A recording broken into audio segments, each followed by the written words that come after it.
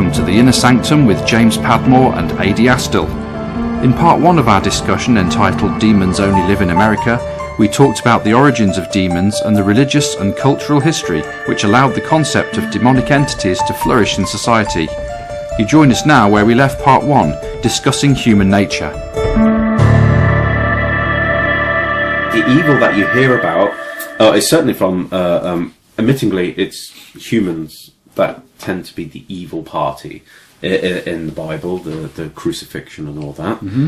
It wasn't demons that put him on the cross. Precisely not. There's no mention of demons doing that. It was humans that did that. Human nature was what did it. They were frightened of his thought processes. He was helping people to think differently on their life. That's basically what Jesus was doing, in essence. I think it's strange and deplorable and deeply upsetting and quite traumatizing to read the Bible and read the story of Jesus and understand that his message was one of love and one of friendship and supporting each other and loving your neighbour and looking after people, and yet he was killed for that message. Exactly. Now, who are the demons here? It ain't the devil. It's us. It was humankind.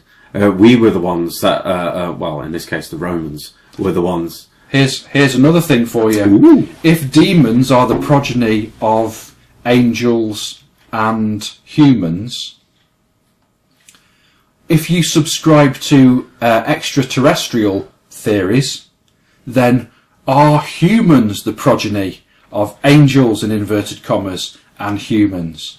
Ooh. So was there an original human, like your Adam and Eve story, and was there an extraterrestrial that then produced all the other humans on this planet, and we are the demons because we're the descendants? What a very, very striking thing you've just said, Mr. Padmore. If that doesn't make you think, nothing will.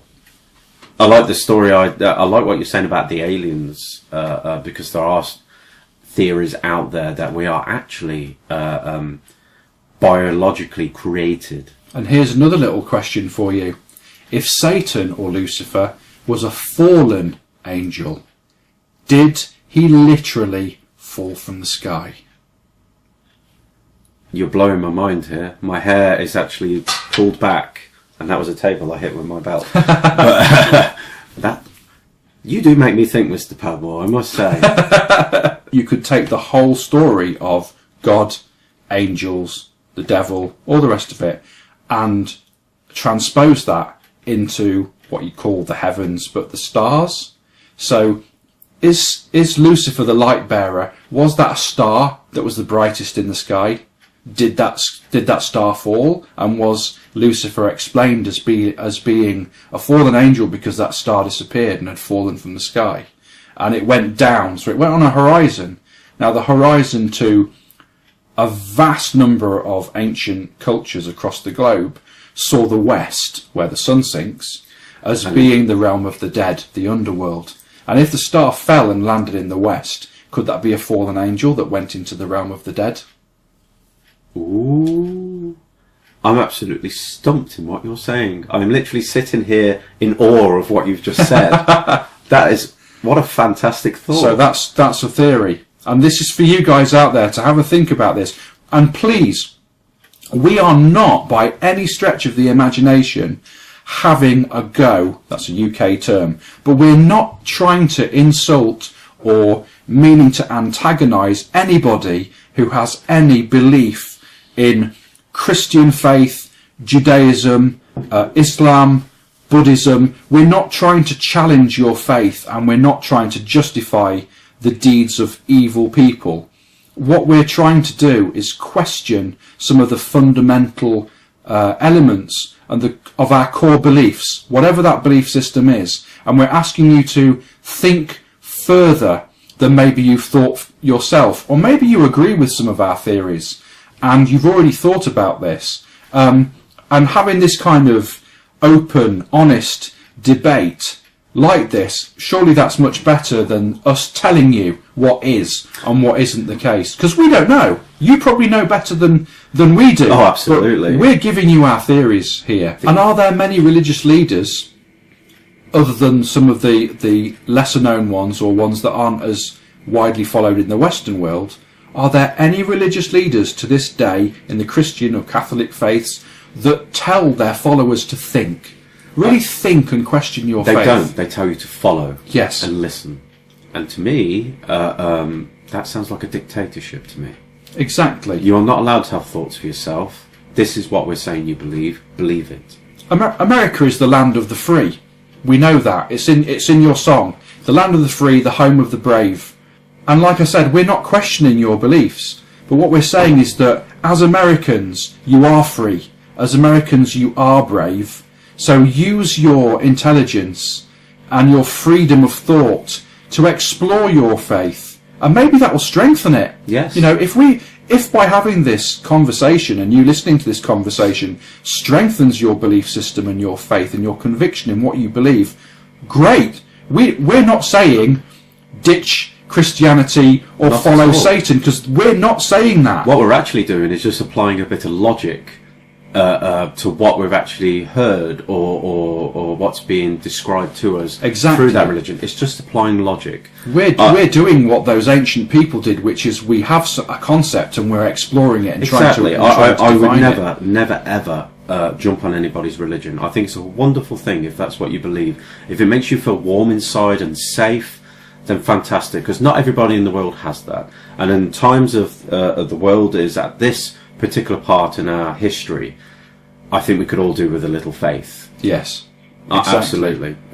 We've got threats of war. We have America has a particular person in charge at the minute. That's a very, I think, brutish way of dealing with his politics. But to some people, he will be seen as a positive influence on the country. Other people will see him as a negative influence on the country. And that's an interesting comparison that we're drawing here. Absolutely. Because what voted him in? Democracy. And where does democracy come from? It comes from Greece. Exactly. And so do demons. So that brings us 360 It does, to indeed. the origins of demons and a wider issue of democracy that we've talked about. But again, democracy falls strangely into the story of Lucifer. Absolutely. You know, that apparently, and Adie knows much more about this than I do, but from what I can gather, the jinn, as we spoke about before, they exist in a hierarchical system, very much like human beings do. Absolutely. It's a hierarchical situation. I was told that there's God, the Almighty, angels, jinn, humankind. There is nothing else. That's what it is. Angels were there. I believe they were at the side of God or whatever. Right. I'm sure I'm going to get jumped on for that one. I'm sure that one's wrong. And the jinn were there as the workforce. Mm-hmm. They were the workforce, and humankind got given what the jinn or angels never were given. We were given free will. Now that would create a lot of jealousy, wouldn't it? If you think about it, you're not serving. Why do we have to do this? Why aren't they? Why can't serving? we go and play with them? Exactly. Yeah. So that's one way of looking at it. The jinn have been around. A fascinating subject, I think. The jinn. Only because there's connections with things that we've seen in paranormal investigation, and you've got to remember that jinn's been around a very, very long time in that culture. Nobody said they look like this or anything like that, but the fact we capture these type of things in investigations, but certainly not in this country, I'm afraid. It does seem to happen in America more. There's now shadow creatures and all that sort of thing. It does have a very, wasn't it, is it Ellen Guiley? I believe she's done a lot more of a study into shadow people. Rosemary Ellen Guiley, beg your pardon. She had more research into this, and she made the connection with jinn and shadow people. It's a very good read if anyone wants to have a look at it.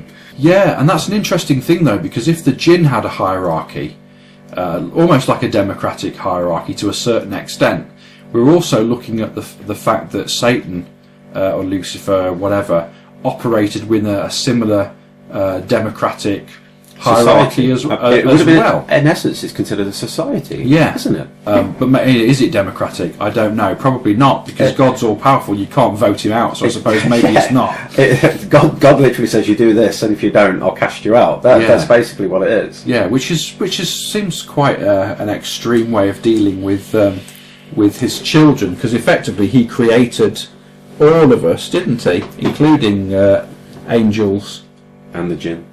Yes, indeed. So if he's created everybody, I would think from a logical standpoint, I would not be impressed if I was an angel who gets told to go and clean the pearly gates and things like that, and then he's got this other creation of mankind, womankind, humankind. Yes. You notice how I covered all of that? And no angry emails about that one. Yeah, exactly. And then and basically, well, you've got to go and clean the pearly gates. Go on, disappear. Off you go. You guys, go and enjoy Earth. Look what I created for you. It's fantastic, isn't it? Have you ever been to New Zealand? Great stuff over there. Do you know what I mean? Yeah. That would really, really annoy me. Yes, indeed. What do you mean you're going to go do this? And I think, in essence, that's probably what happened with Lucifer. He got jealous of mankind, humankind, womankind, every kind, animal kind, even, because even animals get their own choices in certain areas of the world. I guess dogs and cats don't, bless them, and other animals that we've domesticated over the years. But I'd not only be annoyed, I would march up to my father, my dad, and say, why the hell can't I do this? Yeah. And that's basically what would have happened. Would that automatically make the guy evil, or would that just make a person who's sick of doing the same job? Exactly. Wanted more. A person who thought out the box instead of, well, this is my box, I have to stay in it. And somehow that's evil. And somehow that's evil. We call that being human. And is that... I have a sneaking suspicion, and we've always said this, I think, that religion is basically a structure of rules and guidance. The Ten Commandments. But, as a wider thing, a wider concept, religion is a structure by which to tell somebody how to live their life and give them some structure, but also, taken its worst way, could be also seen as a way of controlling people. So, of course, wanting more, wanting to do something different, want to leave your village, want to start your own faith, want to marry the person you want to marry. All those things that may challenge the rules are instantly evil things because you're deviating from what I've set out for you. I've never really thought of it as wanting to better yourself as something that's evil. But it would be to priesthood several hundred years ago, because you're supposed to know your place. You're supposed to till the soil in that field until you die. And then because if you leave, who am I going to get to do that? I'm not doing it because I'm the rich landowner or I'm the rich priest that owns it. And once you've done the work, I'm going to take all the money it's going to create and I'm going to keep it and not give you any. So keep believing, thanks, the rules that I've told you. Know your place and carry on doing it. That's effectively the essence of it. Yeah, that is the groundwork in essence. Yeah. And that continues to this day in some way or another. I do believe the human race needs to have rules for certain things, absolutely. Look after your fellow man, things like that. Definitely. Not everybody's as lucky as we are sitting in this very lovely inner sanctum and all those people sitting at home listening to this through their iPhones and all that. What about the people sitting on the streets? They're certainly not getting the same... and they probably did follow the rules, just on hard times. Yeah, exactly. Do you know what I mean? And again, they use the phrase, there but for the grace of God go I. Indeed. So, and if it's there but for the grace of God, that basically means that God has ordained my life to be this way. So, we're in a warm house, and the person's out on the street. God created that situation. It's for the grace of God that I'm here, and that person's on the street. So, how good is God if he allows somebody to be homeless and in need of shelter? And also, are Jesus' teachings, therefore, not against his Father? He says to his Father in the Bible, Father, forgive them, for they know not what they do. He's telling his Father, don't punish them because they're killing me, because they don't understand what I'm trying to tell them. So Jesus was God's representative on earth, and we killed him. Yes, exactly. So what did we do? Try to kill religion that day? Effectively, we killed God. Yeah. So, did that not send an important message to God when we killed his son to say, really, you're not wanted? God disappears at a certain point, and he doesn't come back. So has he abandoned us? Is the question. You could say he's either abandoned us, or perhaps, like every a bit of logic, perhaps he just got old and went away. And went away. Or, in essence, he just gave up, said, I just can't deal with it. Just abandoned us, so we're left to our own devices. So Exactly. we're godless people. In essence. It's certainly going to challenge people's thoughts out there. I think there's more people thinking like us these days than there is to people thinking the other way. Yeah, exactly. And jumping right back to the top of the show where we talk about demons only live in America, and it's slight tongue-in-cheek there, but we think that's been perpetuated by the media. So what influences has the media had on American culture or Western culture? Well, where demons are concerned, quite a bit. So if we talk about the Bible, we talk about Dante's Inferno, which was written in the 14th century. We've got the Malleus Maleficarum, which is the Hammer of the Witches, which was written in Germany in 1487. We've got Reginald Scott's The Discovery of Witchcraft in 1584. We've got Paradise Lost, which was written by John Milton in 1667. And we've got, obviously, the works of John Dee, who was an alchemist and a conjurer in Tudor England in the 16th century. So even though many of those works were written before America was discovered and was transformed into the land that it is now, immigrants to that country would have carried that influence with them, and would have carried that in their faith, but also as a wider part of their belief system. It's not necessarily just, if it's in the Bible, I believe this, but yeah, there's the Bible, but there's also lots of other things that people will believe themselves and stories they will tell. And those things spread. Look at Coca-Cola as a brand. There aren't many people on this planet that won't know what a Coca-Cola can looks like, or if you hold that up, they know what it is. McDonald's is the same way. Exactly. If anyone's seen the great documentary Super Size Me, where he does exactly the same thing. He shows pictures to kids. They don't recognise who Jesus Christ is, but they recognise what the Golden Arches is. They recognised Ronald McDonald. Exactly. It's kind of imprinted into your head as a young person, which is the best time to get people to believe. Of course. When is it that the church gets to you? They get to you at Sunday school. They get to you at school. They don't go, he's only 5 years old. Let's wait until he's 18 to make his own decisions. Exactly. No, let's indoctrinate him into our belief system. And I'm not talking about just the Christian faith. I'm talking about all religions here. Generally, it starts from birth. Yes, exactly. They don't wait until you can. In fact, it's really a contradiction of the teachings, because they don't wait until you have free will. At that point, you're taught something to believe. Yes. You only get free will. It's too late. You're indoctrinated. With any person, you follow the teachings of your parents, not the teachings of the church. Yes. My parents are not religious, so I would have just followed what they thought at that age, because that's what I'm seeing and that's what I'm influenced with, is what my parents are saying. So for me, I wouldn't have got indoctrinated into that kind of religious thought process, even though we would have been taught it at school. Well, I'm thinking, well, I'm not seeing this at home. I'm going to listen to my parents than to some teacher that I don't know. Yeah, it's not reaffirmed at home, is it? Precisely. Yeah. So I think, if anything, my parents gave me free will in that respect. Yeah. I wasn't made to think anything other than what I wanted to believe.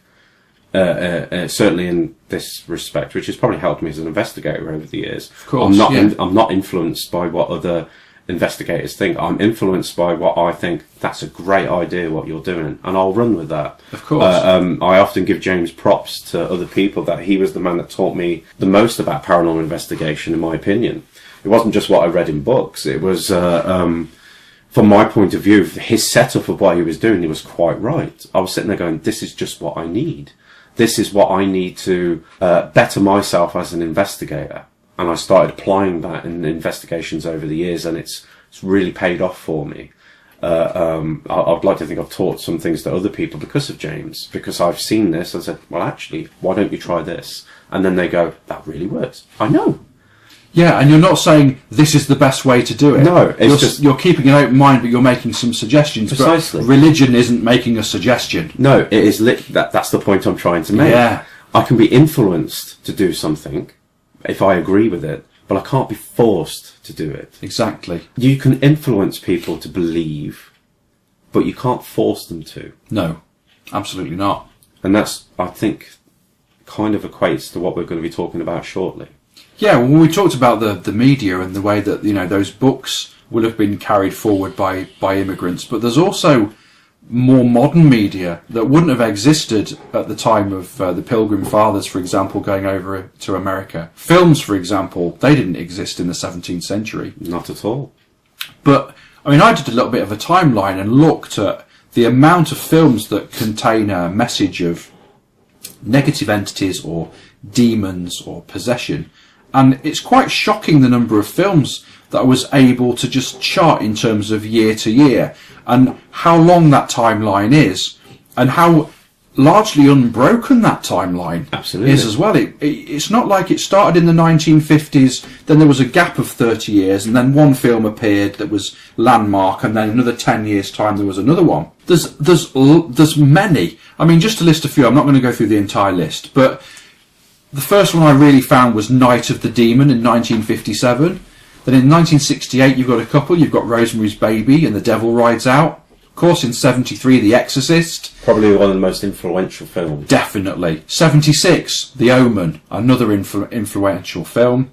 Exorcist 2 in 77, Omen 2 in 78, Halloween in 78. Now, some people may not think of Halloween as being demonic, really, but he is portrayed as being a man who is pure evil. And the man who cannot die. Yes, and where does he get his evil from, if not from Satan or from the devil? Donald Pleasance himself, he was pure evil. Exactly, and that's perpetuating this belief that evil is not so much a human characteristic, but it's something that they become, that is placed upon them, or they're born evil, as opposed to they're just a human who is bad or fundamentally flawed, or it's they an make the wrong interesting thought choices. process. If you think of it that way, that people are born that way. Possibly. I doubt it, very much so. Yeah. You are influenced to become the person you are. It's your experiences in life that make you the person you are. It's not just what happens in your childhood. You are constantly changing through all your life. Yes. That's the same with these. If you're very susceptible to watching movies as a young person, particularly The Exorcist, which was banned because of the reaction it gathers in the masses. Exactly. That should tell you a lot right there, is that people watch this movie and instantly believed that they will be possessed if they're evil, or this will happen to them. They will have to get somebody from the Catholic Church to come and sort them out. And that demons are as common as rats. I've never come across anything. No. It doesn't happen. No. Not in my experience. I'm not saying that other investigators out there haven't had something that's happened to them where they've been thrown, or I find it unlikely, if I'm honest, but I've never come across that myself. But it's not to say it was a demon that did that. Exactly. But where did they get the idea from the demons? They're influenced from the media that they're seeing today. As you were saying, back in the 50s, that must have had a hell of a hit. If you think of the films that were back then, they were all love stories or detective stories. And then somebody makes a film like Night of the Demon. That must have had a hell of an effect on the masses. Yeah, exactly. I mean, in the 50s, it was mainly kind of like your musicals and your gangster films and war films and things like that. Exactly. And then it moved on, obviously, into the 60s and 70s when it became more westerns and war movies. All the especially the things that are happening today, which we'll get into in a little while. Go back to some of the movies that you were talking about. You can see there's an obvious change in the movies as they go down. They start off quite serious of things that are happening. Yes. But then they begin to start adding a bit of humour to the storyline. They almost become a parody of themselves to a certain extent. And then that changes again in the 90s, doesn't it, I think? It does. I think the last time they were generally massively serious, for me, was probably Poltergeist, or The Entity.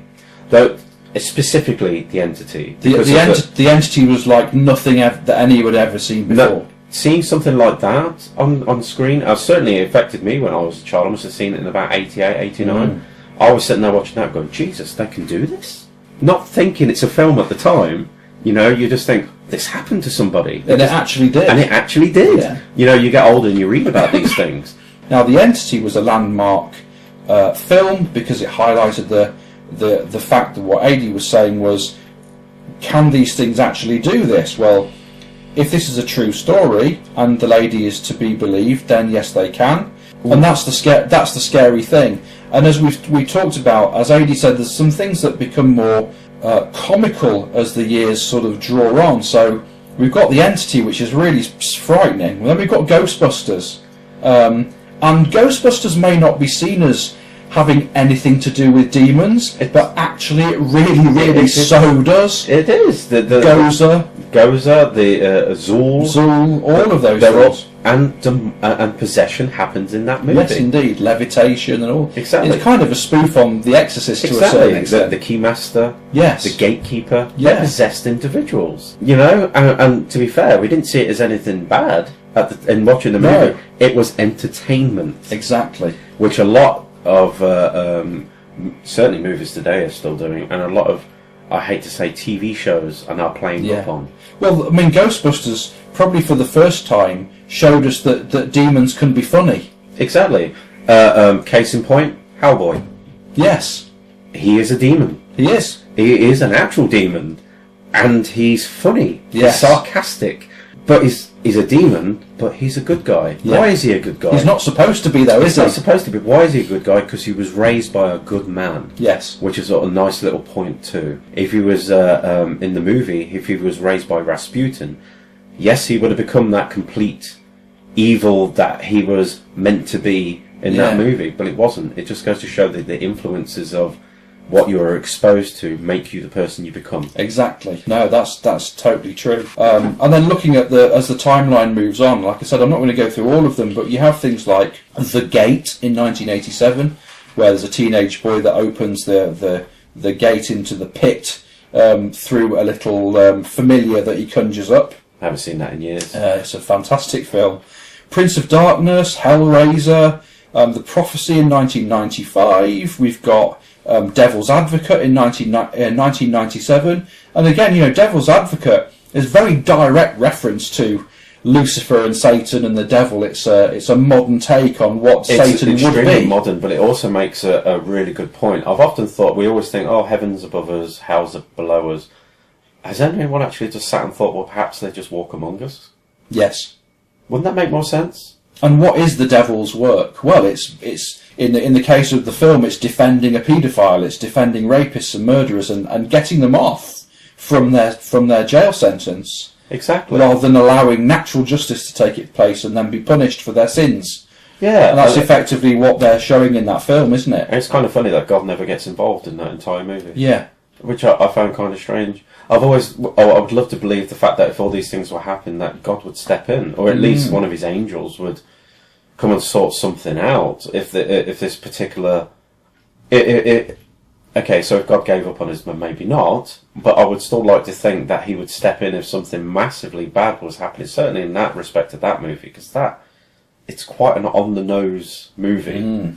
You know, it is. It's a very John Milton. The devil. Exactly. And that's why he's called John Milton, isn't it? Yeah. Because of Paradise Lost. Exactly. The name is the same. So he's literally, the influence of the devil, I guess, is what that's meant to be. Yes, indeed. Yeah. He's a very elderly man in that movie. I don't think he would get what he wants that easily. Well, it's temptation, isn't it? It's temptation. Ultimately, it's all about the desires, I guess.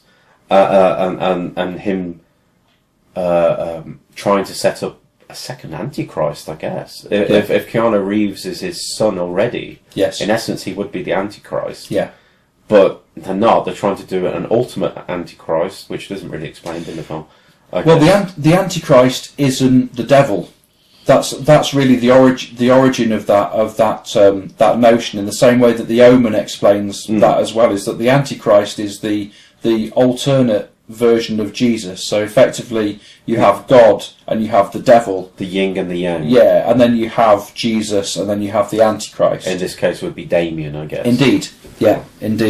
With the Omen, for example, Damien is guarded by this black dog, and the black dog is supposedly the devil, keeping an eye on his keeping a watch over his son.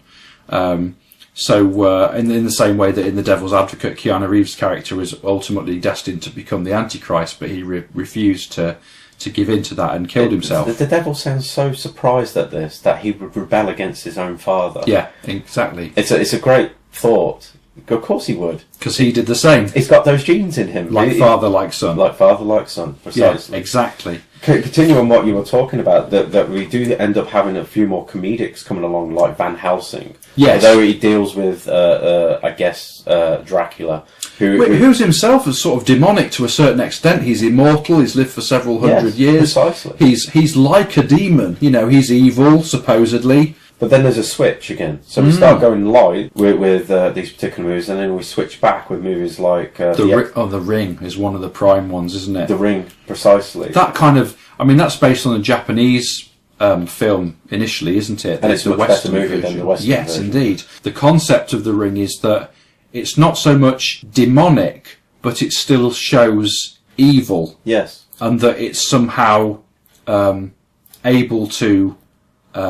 survive physical death in the way that the character, was it Samara, her name, is able to live somehow through the cassette and then come through the equipment, you know, through the television. That's going to get into a conversation later about certain dolls and things like that. Indeed. Well, we can spin straight onto that. I mean, we can jump to 2005 with The Exorcism of Emily Rose, which, of course, based loosely on Annalisa Michaels' experiences back in the 1970s when they performed exorcisms on her and she died as a result of what was being done to her. Terrible story. And you know, if you want to look on YouTube, there are some videos with recordings of her talking in tongues. Yeah, which is fascinating. I personally believe that she was just a deeply disturbed individual and that may have suffered from some kind of schizoid episode and went untreated, and it was misinterpreted. That's my own view. That's happened a lot from harrowing things. Absolutely, so harrowing.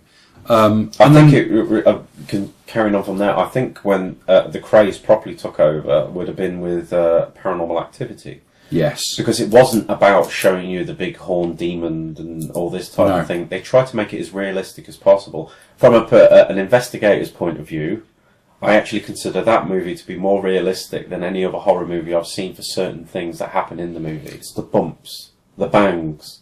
That would have set the imaginations going. Of course, human nature is to use our imagination, and perhaps we use that too much to a certain extent where demons are concerned, because we jump to the conclusion. Absolutely. Or certain people jump to the conclusion. I would never jump to the conclusion that something is demonic. They're following a set of guidelines. Exactly. If it's bad, it's demonic. Without anything in between, understanding but what that only is. Seems to happen on American TV. Yeah, it does. Or recently with Most Haunted with a particular individual, Mr. Fred Batt, who's a demonologist, self-proclaimed demonologist expert or something. Yeah.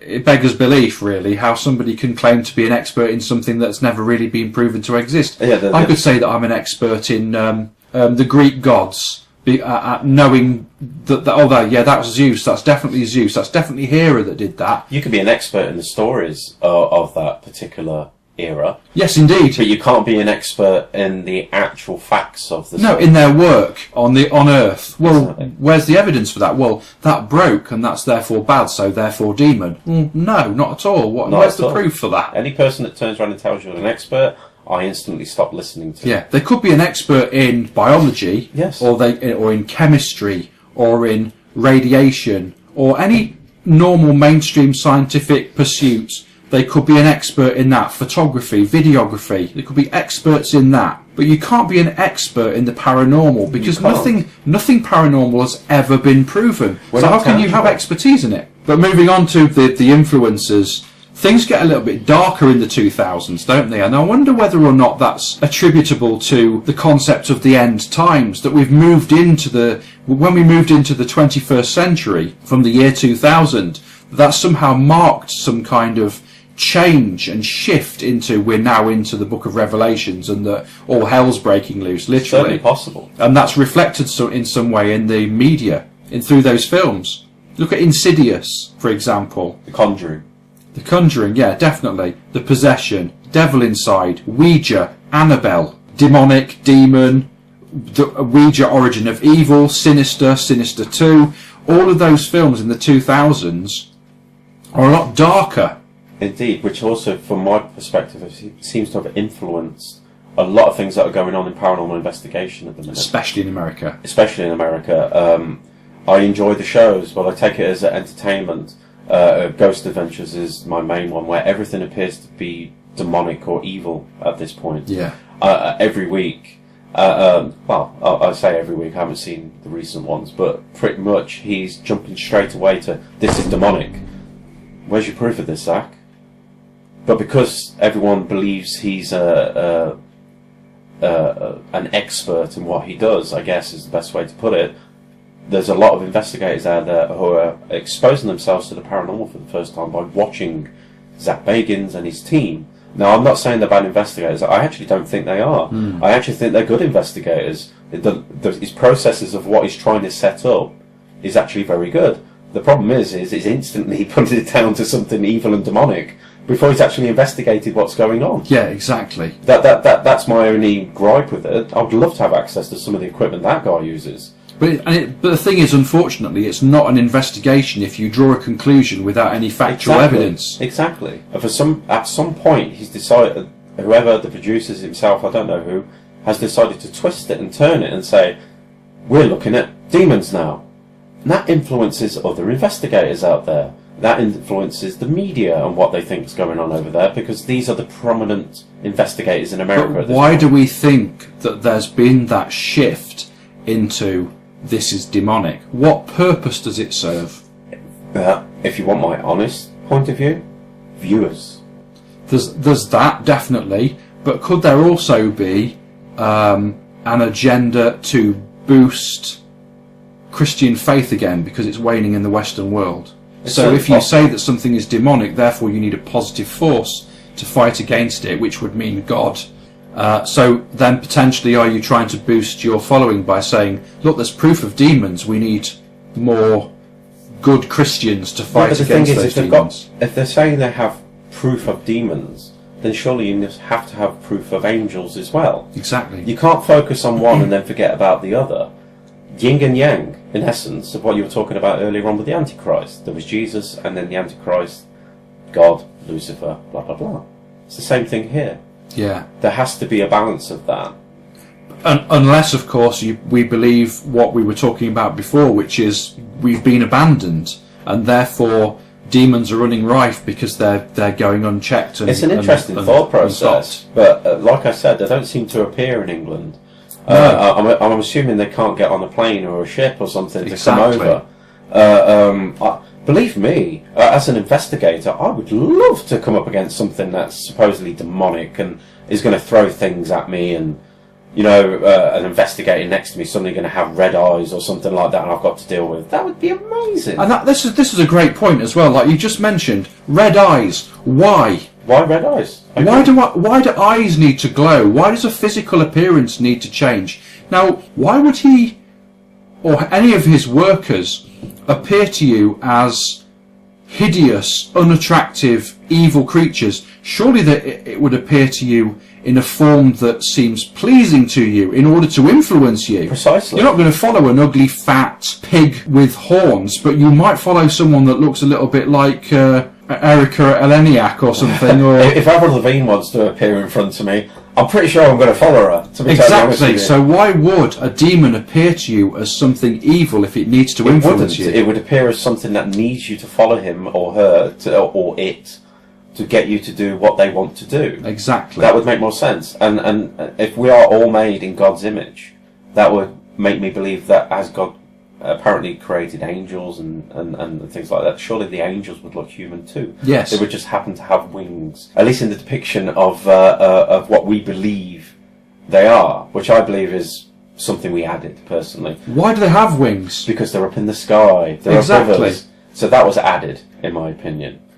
But I would have more belief structure if I thought that they were just walking around with us. And we just don't realise it. Of course, I would believe that person would be in a high-powered position in the world. But maybe they're not. Maybe they're just, like you said, little whisperers in the right ears. Certainly somebody like Jesus, for example, if you had the second coming, he wouldn't be in a position of power. Because ultimately, that's not his message. No. Power isn't important to him. Love is important to And not only Jesus. that, even if he did show up, we wouldn't believe him. Exactly. We'd kill him again. Yeah, we've become a world of not everywhere, but a world of rationalists. And here's another question for you. This is for everybody that's listening as well. Maybe he already has, and maybe we already have killed him in a street, or he was murdered by somebody Maybe he's a homeless guy on the street now and no one knows. Or maybe he's one of those preachers that stand on the corners with a cardboard cutout saying God will save you. I don't think he would be, though, do you? But no, but I'm just trying to... in a day and age of where we live in, we don't listen. Yeah. We're a culture of people that don't listen anymore. Is he a blogger? Do you know what I mean? We are literally a culture of people that don't listen anymore. Apart from you listening to our show, yay! Thank God. Actually, we'll edit that one out. But we are. Yeah. We only listen to ourselves, or we listen to our idols. Yes. Celebrities, which seem to have more power than any president or queen. We're selective, aren't we? Yeah. We listen to what we filter out what we don't like, yes. and we listen to what we do. Precisely. And we stick to what holds resonance with us, and we cast aside that doesn't hold resonance Agreed. with us. I mean, I would love to have a chat with Zach Bagans, because I think he'd be actually very interesting. Yeah. With all the things he's experienced, at least of what he's showing us he's experienced. If you reach a conclusion, demon, okay, what made you think that? Well, every time this happened, there was a spike here and something negative occurred. Yes. And based on the EVP that we've got, all seem to have relationships with religious messages that come across. You can start to build a picture. Agreed. But if you just go, something happened, it wasn't very good, something fell over, demonic. Well, if something fell over, does that always have to be bad? Is an earthquake demonic? We know in a lab that we can recreate things to move on their own without us touching them. Yeah. Which means we have the building blocks. So, theoretically, that's happening because we've created it. Does that mean a demon did that in there? It wasn't. It was something that was created to do that purpose. Yes. That's one way of looking at this. It means that something must have... Is it possible that that can be naturally occurring in locations where it makes you feel sick, makes you feel a bit of this, because you're exposed to those particular environmentals, and it also moves things because that's what's happening. Yeah. But because, like you said earlier on, just because it fell over or moved or kicked over, does that make it evil? Not in the slightest. No. And it's all down to the context and the subjectivity of it as well. Because yes. if a pot plant falls over and smashes and it goes all over the place, you could say that was bad. Yes. If a little soft, squashy sponge ball falls off a table and lands on the floor, no harm done. Is that still bad because it fell over? Exactly. People wouldn't see it that way because they just go, well, it just fell off the table. It's all down to perception. Exactly. Without going into loads of detail as well, we've got tons of TV programmes as well that carry that forward. And as you've mentioned, Zach Bagans as stuff. But we've also got things like the TV shows that are based on some of those popular films. Yes. We've got The Exorcist as a TV series. You've also got Constantine as well, which was based on a film. I really like that Keanu series. Reeves' I really like film. that series. Yeah, and you've got other programmes, Paranormal Witness, Haunted Collector, which then kind of ties in with the whole Annabelle, Ed and Lorraine Warren haunted, demonic, possessed dolls and stuff like that. Kind of a bit of a psychometry related issue Absolutely. there, but more from a demonic point of view. And then you've got some more sort of more entertainment programs like Brimstone, Reaper, Shannara Chronicles, and then of course we've got Most Haunted, as we mentioned, with Fred Batt.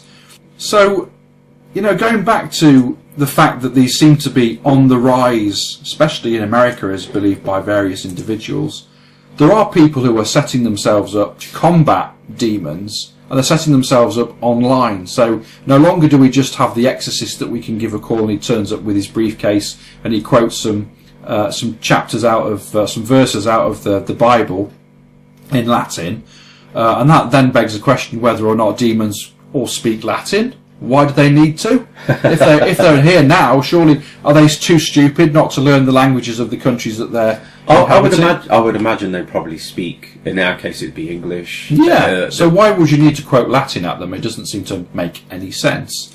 But talking about combating them, we've got Reverend Bob Larson, who's he's a reverend, he's a priest down in Colorado in America, and he claims that he's exorcised more than 40,000 demons. So he's kind of like an exorcist in that respect, but he's really quite a modern exorcist because he's got online learning resources. You can go through effectively like the Open University. You can do that for exorcism and learn how to combat demons that are infiltrating society.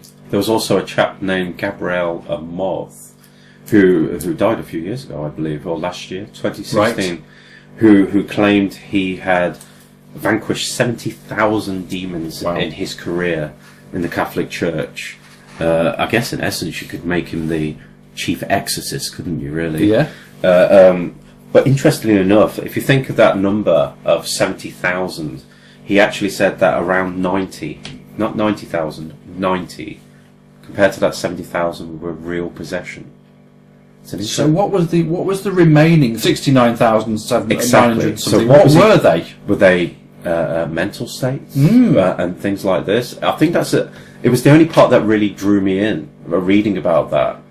If he said, I've done 70,000 exorcisms, I would have gone, okay, why haven't I ever heard of these? But to turn around and say only 93 of them, that makes it a bit more believable in what he's saying. It does, but it also begs some really important questions, which are, there's two questions for me, which is, what support did the other ones that weren't demonic possessions get? Because there's obviously something else going on that may be psychological, in which case they might need some proper care. Yes, exactly. And the other question would be, what deemed those 90-some to be real?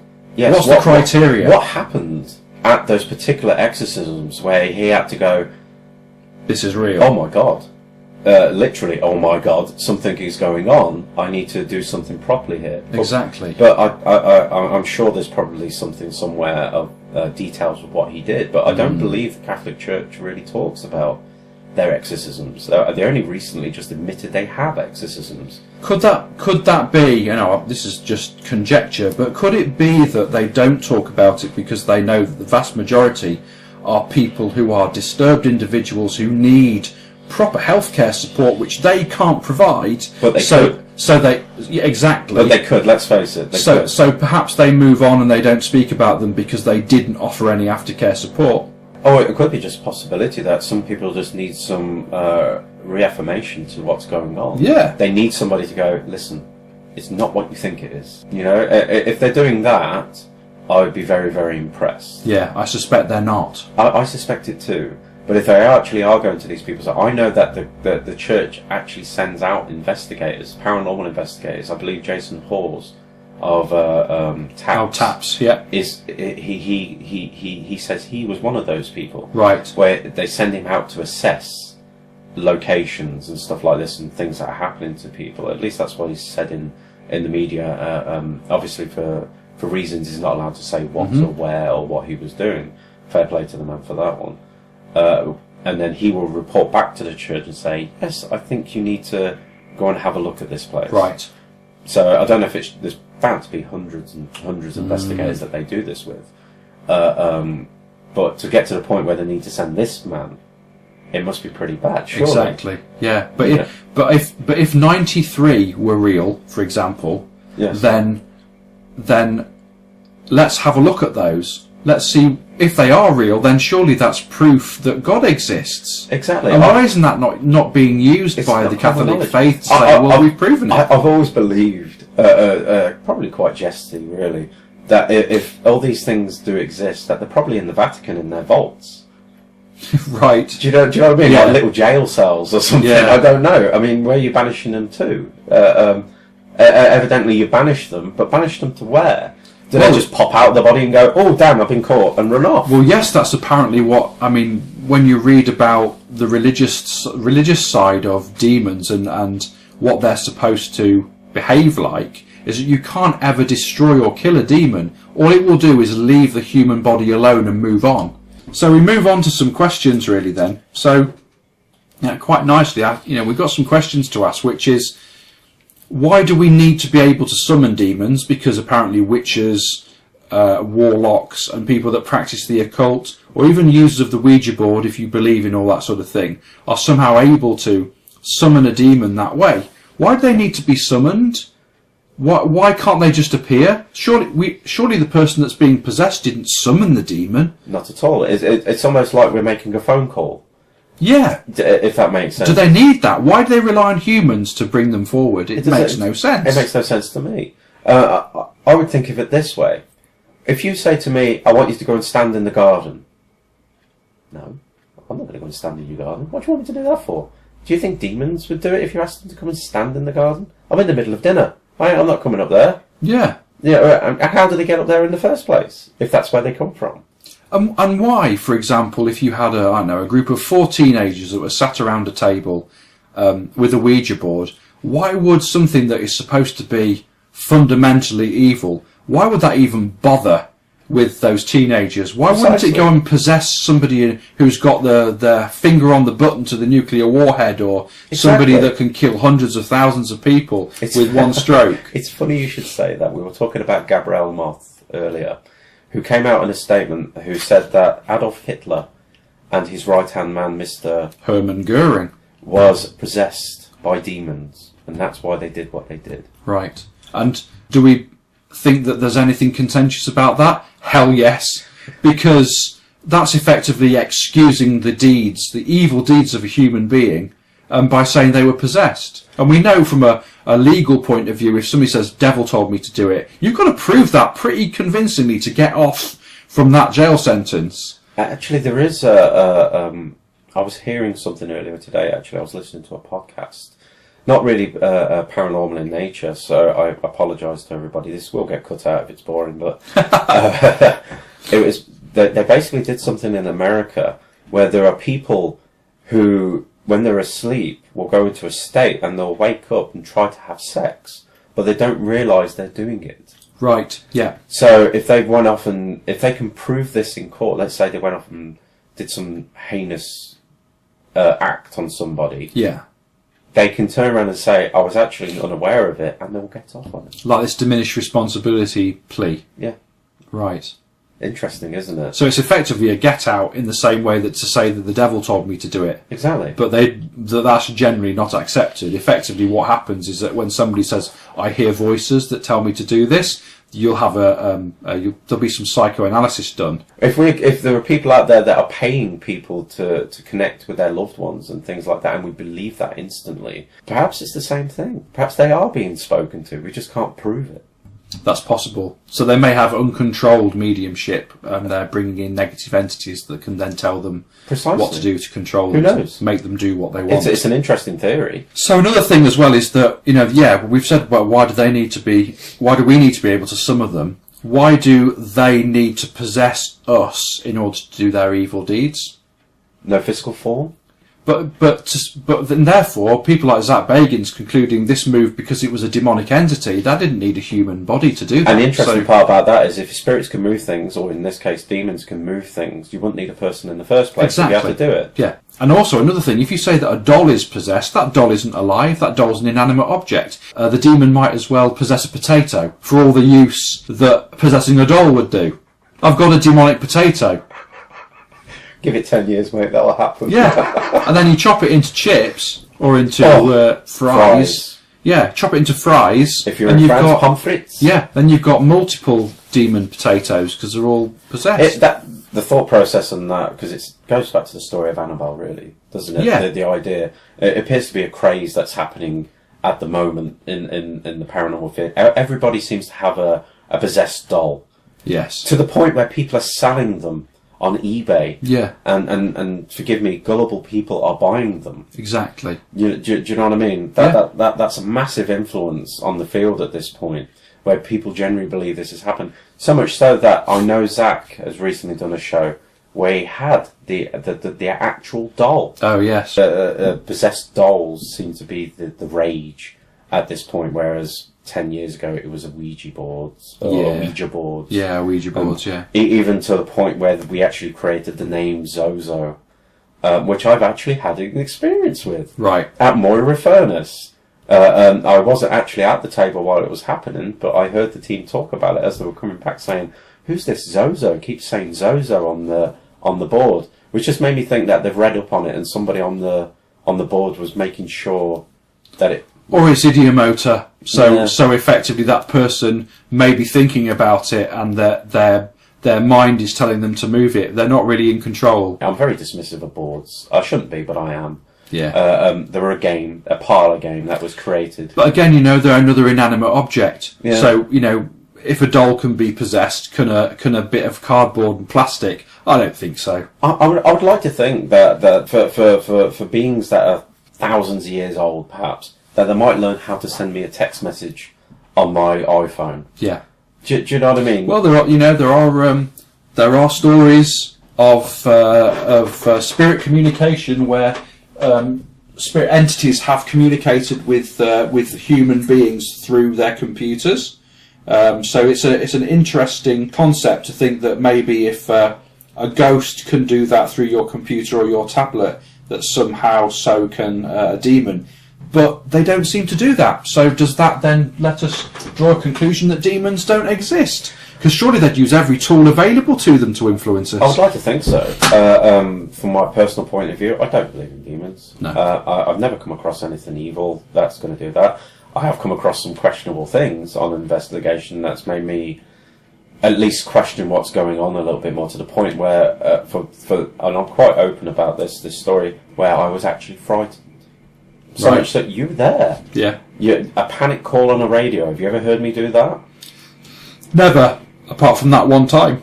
And it was to the point where I generally felt like I was being attacked by something. Yeah. Do I believe it was a demon? No. Do I believe that my imagination may have caught up with me a little bit as I was on that investigation with certain events that happened at that particular location? Years later, yeah. I wouldn't immediately turn around and say, a demon was in here trying to get me. But I applied a bit of logic to what was going on, if you can apply logic to a situation like that. That something was basically coming after me that night.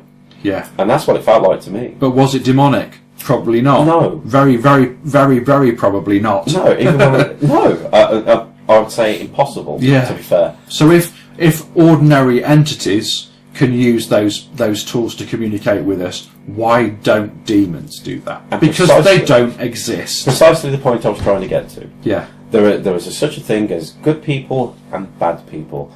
And I believe that's for the same thing in the spirit world. There are good people and there are bad people. If you are an utter bastard in real life, you're more than likely going to be an utter bastard in the afterlife. In the afterlife. Yeah. I don't think you're suddenly going to grow wings or horns as soon as you get to where you go. I agree entirely with that, definitely. I think probably, tying in with what you said about horns and the way demons look, there's an interesting account by Aleister Crowley, as I mentioned before, the occultist back in the early 1900s. And Aleister Crowley wrote a book called the Book of Law, and that was apparently dictated to him by an entity called Aiwass. And this was in 1904. And the description that Aleister Crowley makes of Aiwass is very close to an alien grey. So interesting. It is very interesting. It's 1904. 1904, when we weren't even talking about aliens. Probably about 50 years before grey aliens. I'm sure grey aliens probably first appeared in maybe the late 40s, early 50s. Roswell, 1947. Right. Where people were describing the bodies that were apparently recovered. The 4 bodies that were recovered was like a little grey child with large eyes. So 43 years before Roswell, Aleister Crowley was describing a grey alien. That adds a bit of credence to what he's saying, surely. Interesting. But, some of the attributes of demons are that they can be summoned, and therefore they exist in an alternate realm somewhere.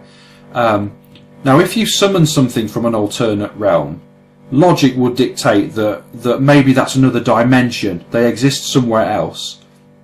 So therefore, if a demon can come from one dimension into ours, or an entity, and an entity is described as a grey alien, and there's already a concept that grey aliens are interdimensional entities, could it just be that ancient man experienced interdimensional entities and had a negative experience of those entities?